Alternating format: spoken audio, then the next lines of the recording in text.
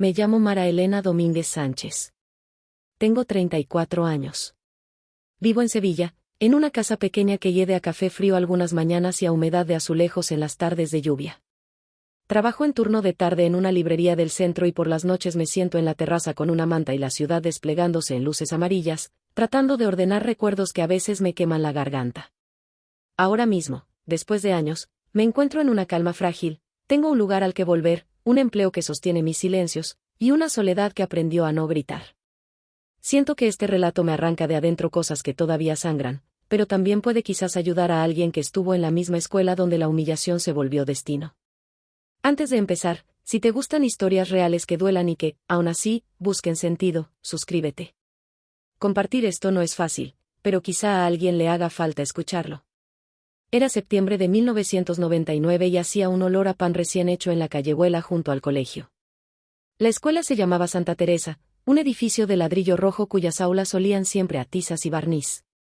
Yo tenía 10 años. Mi hermana Lucía tenía 13. Lucía era una especie de sol doméstico, llevaba el pelo largo y liso, dibujaba flores en los márgenes de los exámenes y traía a casa notas que olían a orgullo. Mi madre trabajaba muchas horas en un bar y mi padre, cuando venía, parecía una presencia que se colaba por la puerta con la desprolijidad de un huracán, rieron, se juraron lealtades, luego el huracán se volvió ausencia. Aquella mañana, el patio estaba lleno de voces. Las niñas corrían en corro, olía a barro porque la lluvia nocturna había anegado los huecos. La seño, la profesora de lengua, se llamaba Elena Prieto, femenina, trenzada, con una voz que parecía querer sonar justa pero cada vez que abría la boca terminaba cortando a alguien. Era el día de la exposición oral, cada quien debía presentar un trabajo sobre un personaje histórico. Yo temblaba con un nudo en la garganta, recordando cómo mi pulso se volvía una carrera silenciosa cada vez que me tocaba hablar en voz alta. Lucía había sido aceptada en un taller de verano en el Centro Cultural y todos decían que era la más lista, la que sabía qué decir y cómo mover las manos para parecer convincente. Cuando llegó mi turno me sentí pequeña, como una caja vacía con polvo dentro. Hablé despacio, mirando el suelo, las voces de las otras niñas eran como olas en la playa, se me comían. Y entonces la seño, justo delante de todos, con esa sonrisita que parecía compasión mal escondida, dijo: Mara, cariño, lo siento, pero nunca serás como tu hermana. Un silencio pesado cayó. Fue una frase que no fue aplacada por el murmullo infantil. Fue una sentencia. Un hierro al rojo en el flanco de la infancia. Recuerdo la textura de mis manos, recuerdo el frío del pupitre en mi palma, el latido en la garganta se volvió roca. Hubo risas incómodas. Lucía me miró con una mezcla de vergüenza y sorpresa, feliz de estar a salvo de esa mirada. Yo intenté recomponer mi voz, pero la seño ya había pasado página. Salí al patio con la sensación de que alguien me había robado algo sutil y esencial, la posibilidad de preguntarme si podía hacer otra cosa. Y entonces mi padre apareció. No con su habitual paso errante sino como un hombre con un papel en la mano que le temblaba. Lo siento, Elena, dijo, dirigiéndose a la profesora, con la voz áspera por el cansancio. Tengo los papeles. Tenía en realidad los papeles de custodia. Ese día, en medio del recreo, él me agarró de la mano y dijo: Nos vamos, pequeña.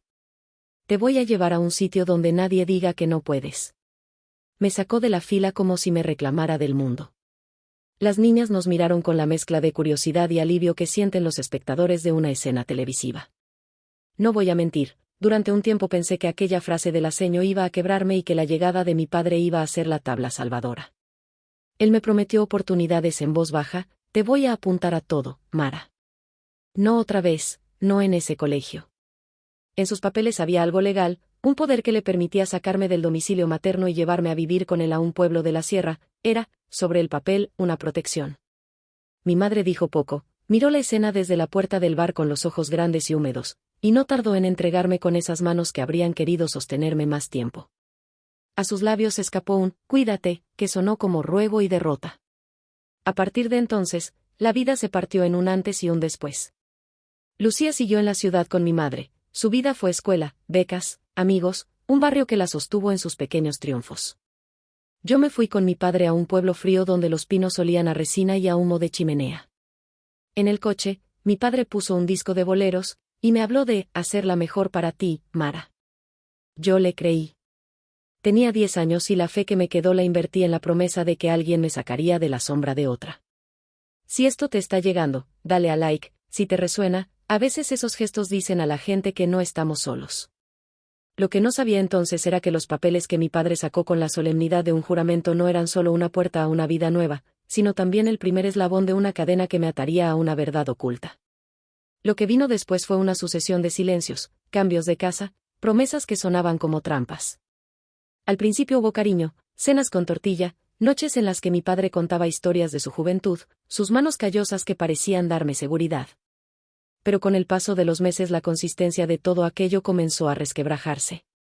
Mi padre trabajaba por temporadas y, cuando no trabajaba, bebía. Los pagos eran siempre una tensión, los papeles que había llevado sirvieron para inscribirme en una escuela diferente, y al mismo tiempo, para firmar contratos que vendían la idea de protegerme. En la casa donde vivíamos, el aire olía a gas y a trapo húmedo. En invierno, la estufa crujía como una garganta que no alcanza a respirar. El pueblo era pequeño, las voces se extendían como hilos de lavanda y cada intención se sabía. En la plaza, los ancianos me miraban con una mezcla de pena y curiosidad, algunos recordaban mis visitas con mi hermana los veranos. Mi padre se transformaba, por la mañana era una especie de pedagogo que ayudaba con las tareas, por la noche, cuando la casa cerraba sus persianas, su voz era otra, una voz que reclamaba, que se lamentaba y que me pedía lealtad. Yo intentaba ser mejor. Estudiaba más, practicaba presentaciones frente al espejo, me prometía a mí misma que alguna vez sería como Lucía o incluso mejor. Pero había una cosa que no comprendía, mi propia rabia. Esa rabia se me pegaba a la lengua como un sabor metálico. Quería que mi padre viera mis notas, quería que me dijera que estaba orgulloso. En ocasiones, cuando las notas aparecían, su mirada era esquiva, como quien mira la marea y no sabe cómo nadar contra ella.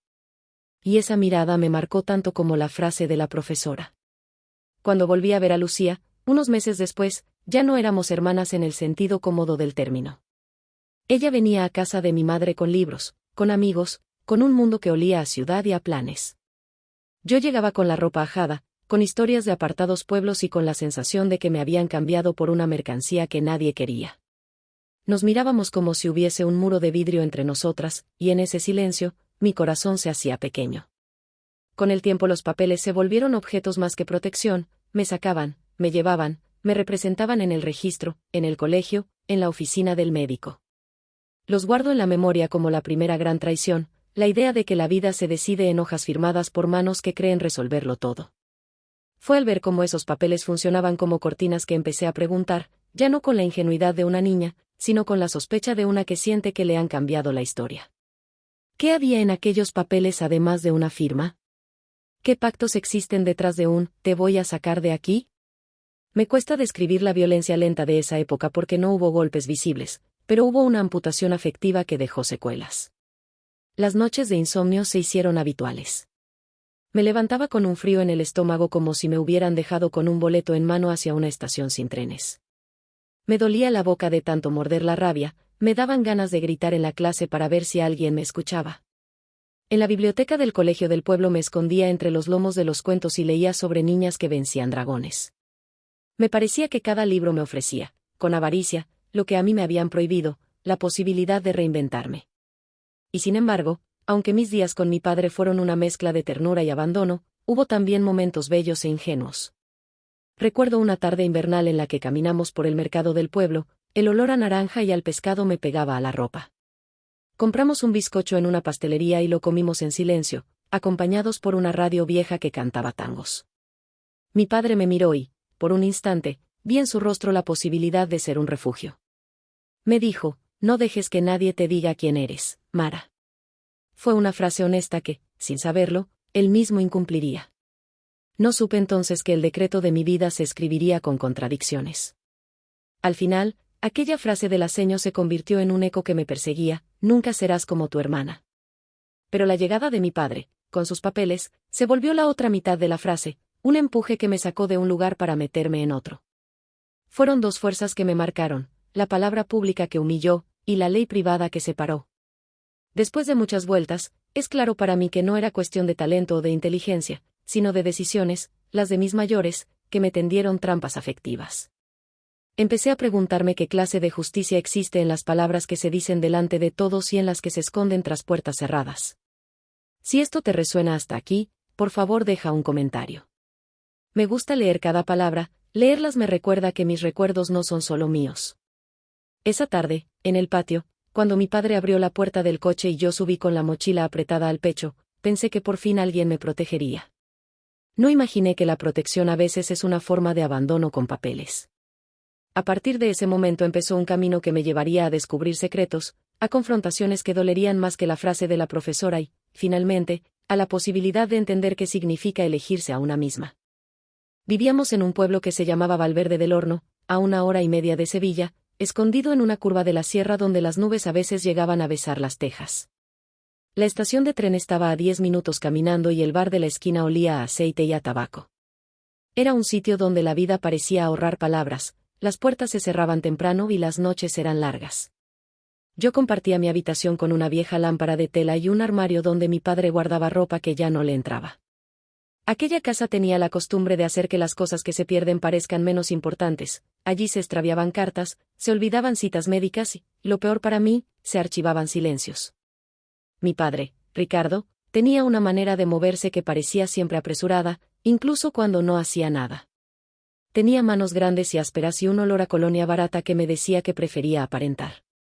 Sus papeles, los que me sacaron del colegio, eran exhibidos en ocasiones como prueba de una decisión valiente. A su modo, él se aferraba a la idea de que habíamos hecho lo correcto. Pero la verdad es que muchas de las decisiones que tomaba eran reacciones instintivas a sus propias derrotas. Había noches en que la casa se llenaba de música y de risas, y otras en que las silenciosas botellas vacías hablaban por él. La escuela del pueblo era distinta. La maestro era un señor mayor, don Antonio, con bigote blanco y una paciencia que parecía infinita. Pero los niños del pueblo tenían un instinto para detectar la diferencia. Yo venía de afuera, con una historia que olía a ciudad y ruptura. Las preguntas de mis compañeros eran afiladas en su curiosidad, ¿por qué tu padre te trajo, y tu madre?, algo así como si yo fuera un personaje de telenovela. Lucía, mi hermana, seguía siendo ese referente distante que traía notas, que participaba en actividades, que hacía la vida más amable para mi madre.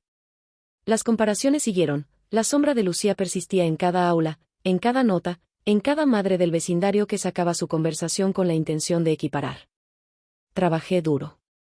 Me empujé a mí misma para hacer lo que creía que me haría digna de orgullo. Me encerraba en la biblioteca de la escuela municipal y leía hasta que mis ojos ardían. Aprendí a organizar mi voz para que fuera sonora cuando debía. Me apunté a clases de dibujo con don Emilio, el pintor del pueblo que olía a trementina y contaba historias de la guerra como si fueran leyendas. En esos trazos encontraba calma, dibujaba a Lucía como una figura luminosa, intentando entender qué había entre nosotras que no se podía arreglar con una carta. Pero además de la búsqueda hubo violencia sutil. Mi padre justificaba sus ausencias con que estaba trabajando, y nuestras discusiones terminaban con yo regresando al cuarto a morder almohadas. Él no era un mal tipo en términos absolutos, simplemente era un hombre que tenía miedo de mirar su pasado. Empezó a decir cosas como, no quiero que te acostumbres a las excusas, y eso sonaba a amenaza. Su bebida se volvía un telón que bajaba sobre las conversaciones y las promesas. A veces me iba a la terraza a esconderme y veía las luces del pueblo, y sentía que mi vida se había vuelto una sucesión de atardeceres fríos. Al cumplir 12 años, descubrí por casualidad una caja en el trastero de la casa. Estaba debajo de una manta y olía a papel viejo. Dentro hallé sobres con tu nombre en letra de mujer, cartas dirigidas a una mujer llamada Mercedes, mi madre. Eran cartas de mi padre, pero muchas estaban selladas y mal guardadas. Entre ellas había un papel que me heló la sangre, un documento con el sello de una clínica de Madrid, con la firma de un médico y una fecha. Era un informe incompleto, borroso por el tiempo, pero tenía palabras que me golpearon: embarazo no deseado, interrupción, confidencial. La idea de que mi propia historia pudiera esconder una decisión tan dolorosa me hizo sentir como si me hubiesen arrancado una página. Empecé a sospechar que la vida que me habían contado no tenía todas las piezas. Leí también cartas donde alguien, probablemente mi madre, suplicaba. En una de ellas había una frase que todavía me persigue: no puedo con las dos. Si te quedas con Lucía puedo trabajar, pero te ruego que a Mara no la dejes. Mi padre había escrito, con su pulso habitual, lo haremos bien. No entendí del todo en aquel momento, pero sentí que algo oscuro había marcado nuestras decisiones. ¿Qué clase de pacto es aquel que se hace fingiendo que no existe dolor? Esa tensión me empujó a buscar respuestas. Le pregunté ingenuamente a mi padre una noche. Estábamos en la cocina, con la radio encendida y la luz tibia. Yo serví un vaso de agua y sentí que la palabra se me anudaba. «Papá, ¿por qué me trajiste?», le dije. Él me miró, y por un segundo su rostro se iluminó con una ternura que no había visto, y me dijo: «Porque te quiero, Mara. Porque tu madre no podía con las dos. No quería que crezcas con hambre». Su voz sonó firme, pero había algo detrás que no se atrevía a salir: la culpa. Me contó que habían firmado acuerdos, que había firmado con la intención de protegerme, que lo hizo porque era lo que tocaba. Lo dijo así, con la seguridad de quien cree que una explicación limpia todo. Yo quise creerle. De adolescente, ese «porque te quiero» se transformó en un arma de doble filo. Quería la protección que mi padre me había prometido, pero también sentía que había pagado un precio. Me afectaron las burlas en el instituto, me afectó que Lucía se hubiera convertido en el modelo a seguir de mi madre y de la gente del barrio. En fiestas hogareñas, cuando venía alguna tía o alguna vecina, las miradas se clavaban en mi hermana con orgullo, como si su vida fuera una tarjeta postal y la mía un borrador. La adolescencia me trajo amores fallidos y noches largas. Hubo un chico llamado Diego que me mostró que la ternura podía ser consistente. Pasamos veranos robando uvas y caminando por la vía del tren. Sin embargo, cada relación parecía arrastrar la sombra del abandono, mi miedo a ser dejada, que en realidad era el miedo ancestral de aquel día en que una figura adulta me firmó y me sacó. Con Diego tuve la sensación de que quería ser la versión de mí que merecía volver a casa con la tranquilidad de quien mereció ser cuidada. Pero al final, las rupturas no fueron por mí sino por la incapacidad de poner límites. En casa, la historia de los papeles se convirtió en un tema tabú. Nunca se hablaba de lo que había ocurrido con mi madre, los silencios se organizaban como un perímetro de protección. Mi padre no quería que indagara más. ¿Para qué remover las cosas?, decía, y en su voz había una negación que me retumbaba. A veces me acosaba la idea de que, si hubiera permanecido con mi madre, quizá no habría aprendido a sobrevivir con las manos vacías. Otras veces creía que la elección de mi padre había sido un acto de egoísmo, había preferido mi compañía porque cuidarme no le exigía revisitar su propia culpa. Aprendí a callar. O al menos creía haber aprendido. Pero guardar información, todas las cosas que no se dicen, tiene un precio. Te aprisiona, porque las preguntas que no haces no desaparecen, se convierten en pequeñas piedras que vas llevando en el bolsillo y que te pesan cada vez más. Me inscribí en talleres de teatro para aprender a decir palabras con convicción. Me encontraba repitiendo frases hasta que mi voz no temblara. No quería que nadie más me dijera «nunca serás». No quería que la frase del aceño se hiciera ley. Sin embargo, la vida a veces se escribe en las ausencias y la fragancia de mi consuelo era siempre a medias. En un cumpleaños del pueblo, alguien trajo un cassette viejo con canciones de los 80. Mi padre y yo nos sentamos en el porche mientras las luces titilaban y en el barrio las conversaciones se entrometían. Hablamos de sueños, él dijo que quería volver a estudiar, que tal vez un día tendría un negocio. Le creía porque necesitaba creer.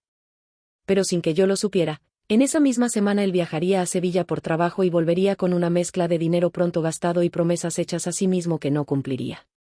Los papeles que lo hicieron venir a buscarme seguían ahí, pesando en un cajón como una leyenda que nadie se atrevía a desentrañar. Una noche, con la adolescencia ardiendo y la curiosidad volviéndose crimen, busqué más documentos en la caja del trastero. Entre fotos y papeles encontré una partida de nacimiento distinta a la que yo conocía, con otro nombre de madre en rúbrica diferente. Mis manos temblaron. En el reverso, un número de teléfono tachado con prisa. Había trazos de conversaciones que no habían sido contadas, y cada línea sugería una vida compartida por personas que, a pesar de compartir la sangre, no pudieron coincidir en el afecto. Esa noche lloré en silencio en la cocina, apoyando la cabeza en el frío azulejo como si de esa manera pudiera sacar las respuestas que la familia negaba. El descubrimiento abrió una puerta que no cerraría. Me prometí que algún día entendería por qué mi infancia fue cosida con parches de promesas impuras. La rabia que había cultivado a partir de la frase del aceño empezó a transformarse en preguntas con nombres de personas a quienes exigía, silenciosamente, que me dieran algo más que papel firmado. Y en el mismo movimiento, comencé a comprender que el conflicto entre hermana y yo no era solo envidia, sino una herida abierta en una familia espejo de muchas otras, decisiones tomadas para sobrevivir, pero que dejaron víctimas. Si llegaste hasta aquí, gracias por leer. Déjame saber en los comentarios si alguna vez sentiste que una decisión ajena te definió. Las cartas, los papeles, las ausencias, las promesas incumplidas, todo se iba entretejiendo en un relato que no quería aceptar una cura fácil. En la próxima parte contaré cómo la verdad salió a la luz y cómo esa revelación cambió para siempre la relación entre nosotras, marcando un antes y un después más profundo que la frase de una maestra. Las cosas que uno esconde tienden a aparecer cuando menos lo esperas. A los 17 años, un verano en que el calor hacía que los azulejos transmitieran un calor pegajoso, llegó a mis manos una carta que cambiaría el rumbo de muchas conversaciones que hasta entonces habían sido tapadas por la cotidianeidad. Estaba en la bolsa de la chaqueta de mi padre, se le había olvidado meterla en su cartera después de una de sus escapadas a Sevilla. Era una carta dirigida a Mercedes, mi madre. La abrí con las manos que me temblaban y leí.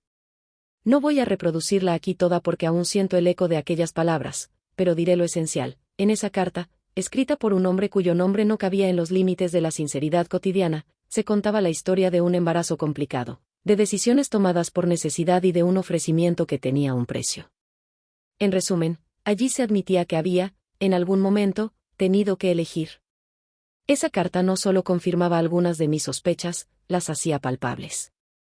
En ese texto había menciones a acuerdos, a un pago por silencios, a la idea de colocar a alguien para que la familia siguiera. Las palabras me golpearon como un animal herido, de pronto entendí que quizá yo había sido objeto de una transacción emocional. La idea de que mi vida hubiera sido parte de un arreglo me parecía tan cruel que me hizo temblar. Me senté en el escalón de la puerta y lloré. No era solo la traición de una madre o un padre, era la sensación de que mi identidad había sido negociada como si fuera una cosa. Al día siguiente, confronté a mi padre. Lo hice con la torpeza de la juventud pero con una rabia genuina que venía de años acumulados. ¿Por qué me trajiste? ¿Qué era eso de los papeles?, le dije en voz alta, mientras la radio sonaba a lo lejos. Él me miró como si yo fuera un desconocido. Se quedó un largo rato sin contestar, con la mirada perdida. Después, con una voz que intentaba contenerse, explicó algo que me partió en brazos y huesos. Hubo factores, necesidad económica, amenazas, la idea de proteger a alguien más, que lo habían empujado a tomar decisiones. Me dijo que mi madre le pidió que la sacara, porque no podía con las dos familias, que había habido promesas intercambiadas y que él había aceptado traerme por lealtad o cobardía, según se mire. Me contó, por primera vez con detalles, el porqué de sus papeles y lo que estos representaron. No fue solo una decisión legal, fue firma de un pacto humano. Quiso que creyera que lo hecho fue por amor. El alivio que esperaba no llegó. Lo que vino fue una mezcla de comprensión y desolación. Comprendí que no todo es blanco o negro, que mis padres, seres humanos fallidos, habían tomado decisiones que nos marcaron a todos. Comprendí la complejidad de la culpa y la responsabilidad. Pero sobre todo, comprendí que en ese pacto había una jerarquía. Mi bienestar se había visto supeditado a una idea mayor, la estabilidad económica de la madre y de la otra hija. Sentí que había sido sacrificada por pragmatismo. La idea me quemaba la lengua. Esa revelación desató la tormenta doméstica. La confrontación nos llevó a discusiones que se prolongaron noches enteras, y la casa vibró por meses como si tuviera un animal perseguido dentro. Mi madre, al principio, no reconoció todo, luego, con la presión y la culpa haciéndola pequeña, empezó a contar fragmentos. Dijo que había tomado la decisión entre lágrimas, que había sentido que no tenía otra salida. Me dijo que me quería, que era injusto, que la vida la había colocado entre el filo de la supervivencia. Fueron palabras envueltas en culpabilidad. A veces siento que lo peor no fue lo que me dijeron, sino lo que sus silencios confirmaron. Con la verdad a la vista, mi relación con Lucía cambió. Ya no era solo la distancia que la envidia hace crecer, era la constatación de que nuestras vidas habían sido manejadas por manos que pensaban en la economía del dolor. Lucía, al saber, quedó petrificada. Su mundo perfecto se hizo añicos porque la idea de que su vida pudiera haber estado basada en algo que la implicara en la pérdida de otra persona la volvió torpe. Hubo reproches, lágrimas y sobre todo mucha culpa. Nos mirábamos y nos preguntábamos por qué nadie antes nos había querido decir la verdad con claridad. Había en sus ojos el deseo de encontrar una explicación que no la hiciera culpable. Durante meses, la relación entre nosotras fue un paseo en hielo fino. A veces podíamos conversar y era como si pudiéramos recomponer puentes, y otras veces el rencor nos llenaba de silencios cortantes. Yo quería gritar: ¿por qué no me cuidasteis? ¿No merecía luchar por mí? Ella contestaba con un lloriqueo dolorido: yo no sabía, Mara. Yo no lo sabía. Y su ignorancia no me consolaba. La verdad tenía muchas caras y todas dolían. A nivel personal, esa etapa significó el final de muchas fantasías. Dejé de buscar aprobación en la persona que me había traído a otra vida. Pasé a buscar comprensión en mí misma. Comencé terapia con la ayuda de una trabajadora social que conocía el pueblo. Sentí que abrir la boca con alguien que no tenía vínculo con mi historia fue un alivio. No había temor a herir más a la familia porque allí, recién, podía nombrar lo que me dolía sin censura. Hablé de la maestra que había dicho que nunca sería como mi hermana. Hablé de la humillación, del frío del pupitre y del golpe que sintió mi pequeño cuerpo en aquellos momentos. Hablé de los papeles como de un filo, de la forma en que las decisiones de los adultos nos habían separado. La terapia me enseñó algo que nadie me había dicho: que el amor no justifica el daño si el daño es sistemático. Entender que el cariño de mis padres no borraba la herida fue un proceso lento. Empecé a reenfocar mi rabia hacia la búsqueda de sentido y de límites. Aprendí a decir no en momentos que antes me habría tragado la humillación. Empecé a construir una identidad que no fuera la respuesta a la frase de mi maestra ni la sombra de la elección de otros. No todo fue reconstrucción racional. Hubo recaídas. Hubo días en que la pena aparecía como una tos implacable y me retorcía, salvo cuando trabajaba en la librería. Allí, entre libros, encontraba refugio. Las historias de mujeres que habían resistido eran balsámicas. Me obligué a leer biografías, a entender que la resiliencia no era una palabra bonita sino una técnica de vida cotidiana. Aún así, los símbolos del pasado me golpeaban: el papel de la custodia, las cartas, la partida de nacimiento distinta. Todo era prueba de que la vida de algunos se decide con burocracia y pactos emocionales. En un verano, ya con 19 años, volví a Sevilla. Era una tarde de sol claro, el andén 1 del tren olía a aceite de freír y a colillas. Busqué a mi madre y a Lucía, nos sentamos en una cafetería pequeña y hablamos por horas. En un momento, mi madre sacó un cuaderno viejo. Estaba lleno de listas de compras, de números, de pequeñas notas que mostraban la cotidianeidad que se había impuesto. Me miró y, con voz quebrada, dijo: no fue amor lo que me movió. Fue el miedo. Esas palabras me parecieron simples y devastadoras. El miedo había decidido por nosotras. Esa admisión tuvo el extraño efecto de liberar algo gélido dentro de mí. El simple reconocimiento de la verdad era ya un paso. Si llegaste hasta aquí, tal vez esta historia te recuerde algo. ¿Te pasó algo parecido? Si sientes que puedes, comparte en comentarios. A veces leer la experiencia de otro nos permite entender nuestras propias grietas. Cuando uno descubre un secreto familiar, la verdad no cae como una bomba que revienta todo en un instante, más bien, es una serie de pequeñas detonaciones que rompen vasos y palabras. Después de descubrir las cartas y de confrontar a mis padres, la familia entera se volvió un tablero inestable. Las conversaciones se llenaron de reproches y de explicaciones que parecían no alcanzar. Hubo visitas al notario y a un abogado, discusiones sobre custodia, sobre lo que se había pactado y por qué. La realidad, ese enemigo silencioso que siempre llega tarde, exigía nombres y fechas. En las actas aparecieron firmas, sellos, y la verdad burocrática que corroboraba mi intuición: alguien había decidido por mí. Una tarde de otoño, con un viento que pegaba en las ventanas como si quisiera colarse por dentro, mi padre tuvo una crisis. Volvió a casa antes de la hora y me encontró leyendo un viejo diario que había pertenecido a mi madre. Se sentó en la cocina y empezó a hablar con un tono entre súplica y furia: no te merecías los silencios, Mara. Yo quise hacerlo bien. Yo, con la rabia agazapada, le respondí con lo que aprendí en terapia: que existen actos que no se reparan solo con palabras. Insistí en que la verdad exigía acciones. Fue la primera vez en su vida que vi su rostro quebrado por la rendición. No supe cómo hacerlo mejor, dijo, y esa frase fue la más honesta que había escuchado. Las cosas escalaron hasta que un abogado de Sevilla, enviado por mi madre en un momento de arrepentimiento, presentó una demanda para revisar los términos de la custodia. No era solo un intento de que yo regresara a la casa materna, era, sobre todo, una demostración de que la vida no se decide con ofertas a medias. En las audiencias, vi a mi padre sentado con las manos temblorosas. Vi a mi madre con ojos rojos. Yo me sentí entre dos rincones de una guerra que no había pedido. Lo más perturbador fue descubrir que las decisiones que se habían tomado tenían nombres que hablaban de necesidad económica. Mi madre había negociado recursos a cambio de silencio. Mi padre había aceptado porque estaba convencido de que irse con su hija sería mejor para mí. En la mesa del juez aparecieron testigos, papeles de pagos, promesas. Todo me parecía una coreografía de adultos que ahora se veían obligados a explicar lo que se habían dicho a escondidas. Fue un día en que la complejidad humana se mostró sin máscaras, amor entretejido con egoísmo, necesidades que se solapaban con la culpa. El veredicto no fue blanco o negro. Al final se acordó que haría visitas programadas a mi madre y que se regularizaría la situación en términos de apoyo económico. Pero lo que realmente cambió fue cómo yo me relacionaba con todo aquello. La experiencia me dio rabia, sí, pero también me dio una fuerza nueva, la posibilidad de decidir. Empecé a tomar medidas para no depender emocionalmente de ninguno de los dos. Encontré trabajo en una pastelería donde las mañanas olían a masa y a azúcar y donde la confianza venía de la rutina. Comprendí que construir una vida propia requería de pasos pequeños y constantes. Aprendí a pagar mis propias cuentas y a sentir que eso me otorgaba cierto control sobre mis decisiones. Lucía y yo también tuvimos que redefinirnos.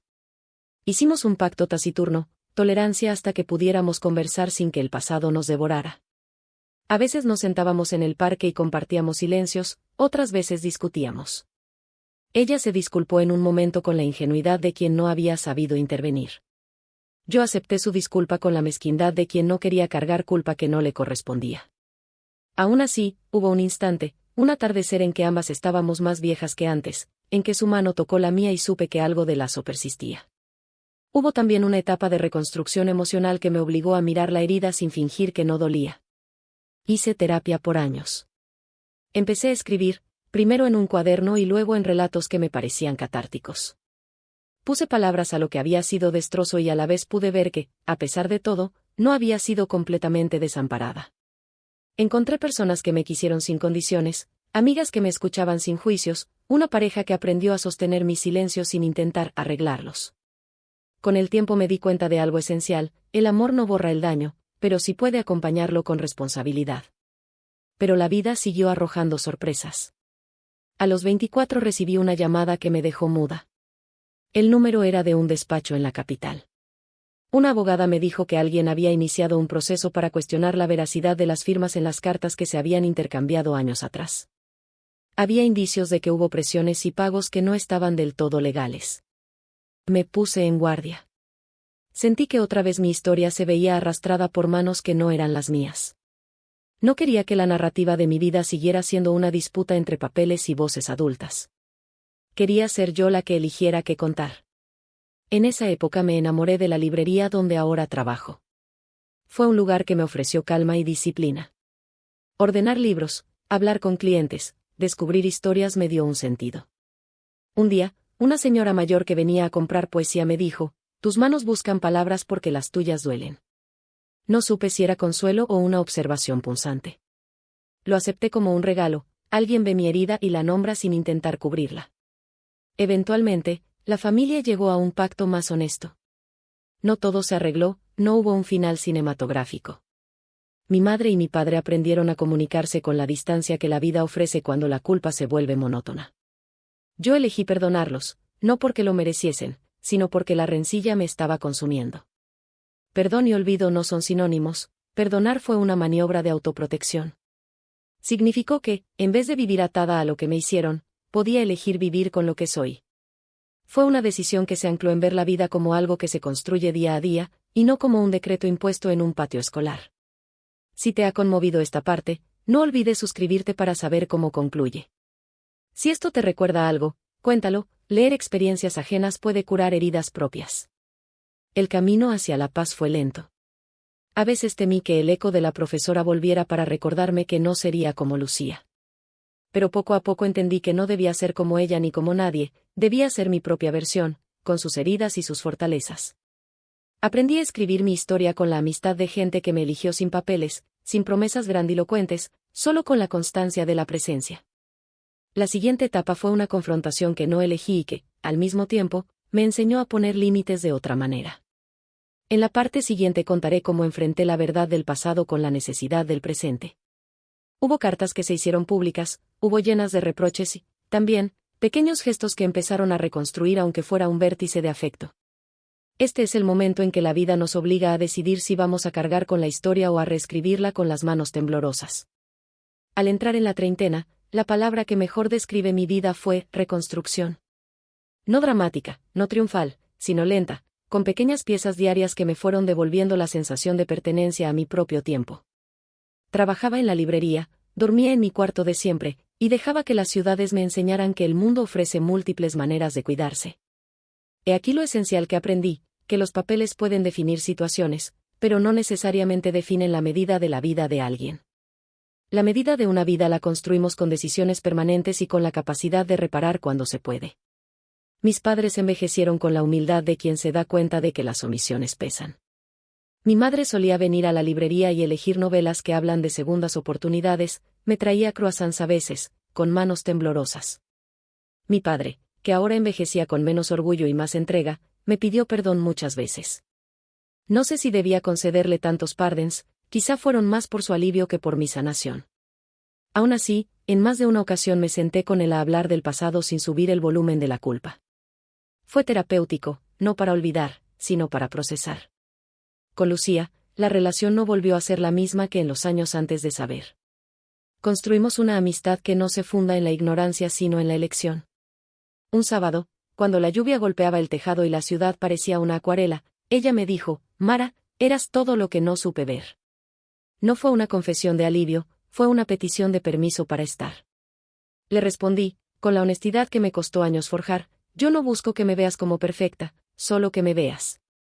Fue una conversación que cerró una grieta y la dejó con los bordes más suaves. ¿Qué aprendí de todo esto? Que la vida no tiene finales hermosos por decreto. Hay pérdidas que no se recomponen del todo, hay traumas que dejan cicatrices permanentes. Pero también descubrí que se puede aprender a habitar esas cicatrices sin hipocresía. Me di permiso para lamentarme, para equivocarme, y para amar sin que el amor sea una forma de carencia. Aprendí a construir intimidad de manera consciente y a no tolerar menos de lo que merezco. Y, quizá lo más importante, aprendí que a veces la decisión más poderosa es la de dejar de buscar afuera la validación que se niega a dar el mundo. Años después, en el cole donde estudié, una profesora sustituta vino a dar una charla sobre empatía. Mientras la escuchaba, recordé la frase que me cerró la infancia, nunca serás como tu hermana. Me dolió escuchar cómo la misma pedagogía que mata la curiosidad puede, con un gesto, condenar a una niña a creerse incapaz. Me acerqué a aquella mujer al final de la charla, no era la misma que me dijo aquello, pero sentí la necesidad de hablar. Le dije, cuide las palabras que dice delante de los niños. A veces una frase suya pesa más que un libro. Ella se quedó en silencio, con los ojos grandes, no hubo drama, pero sentí que algo empezó a cambiar. Si este relato te tocó, comparte. Tu apoyo ayuda a que estas historias lleguen a otros. Si te identificas, escribe en los comentarios, te leo. No quiero acabar con un final de película. No me interesa el consuelo fácil. Pero si quiero dejar una lección que me ha salvado, el significado no está solo en la decisión de otros, sino en la capacidad que uno tiene para rehacerse. Los papeles que mi padre mostró aquel día en el patio marcaron un rumbo, me arrastraron a una vida de preguntas. Pero con trabajo, honestidad y compañía elegida aprendí a decidir quién soy fuera de ese relato. La humillación de la maestra no definió mi destino, me definió la urgencia de poner límites, de recuperar la voz. Hay una frase que ahora uso como mantra, no por optimismo infantil sino por elección madura, no soy la suma de lo que otros dijeron de mí, soy la suma de lo que decido hacer con ello. Cada mañana, cuando levanto la cortina y veo Sevilla respirando, repito eso. La vida tiene cicatrices, sí, pero también tiene salidas peatonales hacia la dignidad. A veces me pregunto qué habría ocurrido si mi padre no hubiera entrado aquel día con sus papeles. Si me hubiera quedado en aquel pupitre, si hubiera aceptado la vida que me esperaba con mi madre y mi hermana en la ciudad. No lo sé.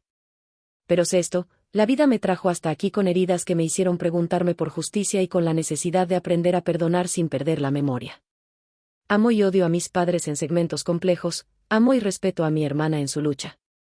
He aprendido a no pedirles que sean lo que no pudieron. Si esta historia te ha parecido útil o sanadora, por favor suscríbete y comparte. Si tienes una historia parecida, déjala en los comentarios, te leo y te creo. A veces, hablar es sobrevivir. Al final, mirar atrás no es buscar culpables, es entender que somos humanos, frágiles y a la vez capaces de reparación. La maestra tenía una frase cruel para destruir la confianza de una niña. Mi padre tenía un juego de papeles que creía salvarnos. Y yo, al fin, encontré en la constancia de los días la forma de ser alguien a quien le convenga creer. No pretendo curarlo todo con palabras, pretendo, eso sí, invitar a quien escucha a que no deje que una sola frase decida su valor.